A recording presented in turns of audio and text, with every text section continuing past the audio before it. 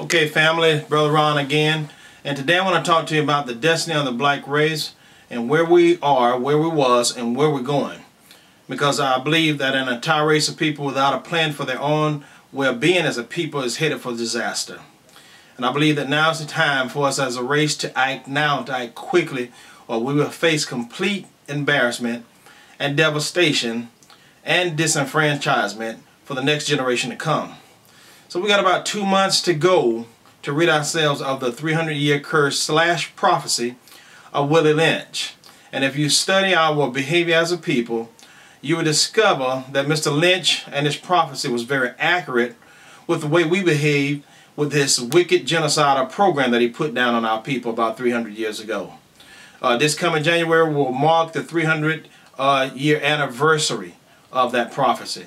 So if we're going to survive in the next decade, we better act now concerning group economics or face one day standing in a soup line, not even knowing what happened to us. Now, this is a serious problem, y'all, and you know that I've always said this, that I drive a truck for a living, and I've seen, I drive for the largest private-owned trucking company in America, R&L Carriers, and I've seen mid-sized businesses, large businesses, closed within the last 2 years. I've seen so many of them close. It is absolutely scary, and especially when you're not in the control of any of them yourself to give your people a halfway chance, because the predominant white power structure owns and operates 98% of all the businesses, and they already know how many blacks they will hire in their large corporations and middle-sized corporations versus how many whites they're going to hire, because this is called white privilege. But blacks, if blacks had ownership and control of their own economy, this wouldn't be so. So now what am I saying? I'm saying this, black people. We need our black-owned everything. And I know that that's a little far-fetched for most blacks, because we don't really believe that it can ever happen. Well, it can't happen if we never started, if we never started coming together as a group. Because one day our people had it, of course, doing segregation. And if you ask me what was wrong with it, hey, I'll tell you nothing. Because segregation only gave us an opportunity to spend our hard-earned dollars in all white communities and all white businesses that's controlled by whites. And we neglected our own black businesses, and that's what happened to us during the integration processes. We was tricked, we was hoodwinked, we was bamboozled into believing that we would receive all kind of other things that would be a blessing to us, but it was actually a curse. It backfired on us. So now we are more confused than ever. Don't know what to do, don't have any kind of direction, and this is what sickens me the most. So our black leaders got us believing that if we vote for them, that things would change. But change has never come from a voting point of view, only through revolution. And you don't even hardly hear that word today, because most people fear that word, or they absolutely ignorant of the word. But the word revolution is a Latin word which means turn around. Black people, we have yet to come and turn around up under a white supremacist system. So I guess we love oppression. Is that what it is, black folks? Do we love it that much? I'm talking to you right now because I truly believe that we do need to turn around. We need to turn around away from our own suffering, our own pain, and do something about it, because it has always been the lack of money. Because we're individually, we're poor, but collectively, we are rich. So now, we got to take action. We need an action plan now, because time is running out. We're getting older. We need to hold small black meetings in our schools, churches, clubs, everywhere we go. We need to be talking about our own personal MLM, multi-level marketing program, and that is for black economics only. And if you want to give it a name, call it Black Economic Survival, or whatever you want to call it. Just do it. Begin to start it in your own group, in your own circle, so we can get a hold of some of the things that we need to do.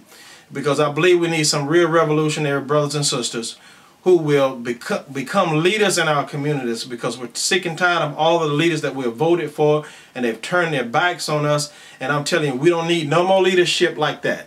In the city council area, as president of the United States, man, that don't mean anything to us, because we still don't own and control. Okay, and we begin to neglect one of the greatest plans by one of the brilliantest man on who ever lived, Marcus Garvey, who said, "Be black, buy black, sell black." and do everything black. And since we ignore that and continue to ignore it year after year after year after year and generation after generation, now we're catching hell because of it.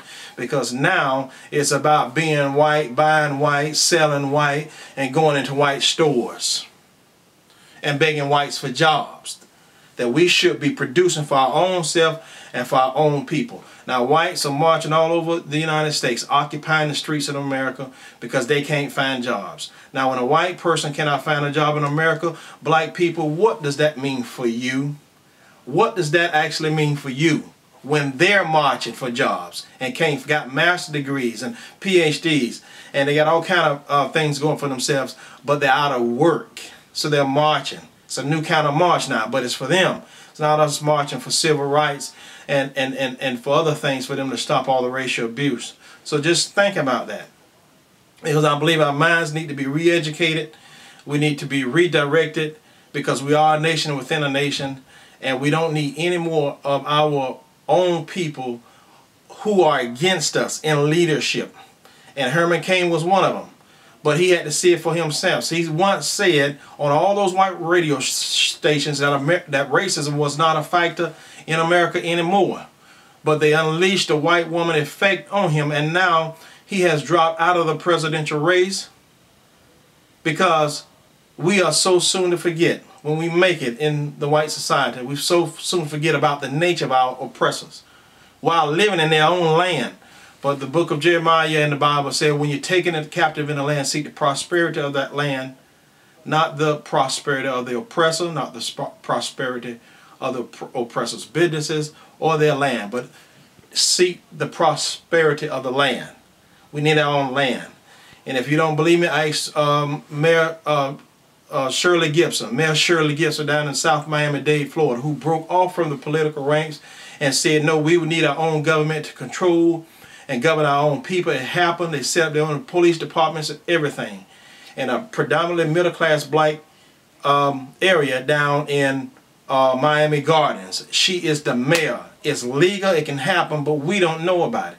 And our leaders won't tell us about it. And maybe they don't care, or maybe they don't even know it can happen because they don't have any fight in them for us. So we're on a mission here at Black Media Incorporated, raising awareness 24/7 until blacks say enough is enough. And stay tuned to the next time. I'm your brother Ron Washington saying it's time for a real revolution, and I'll see you on the next video. Peace.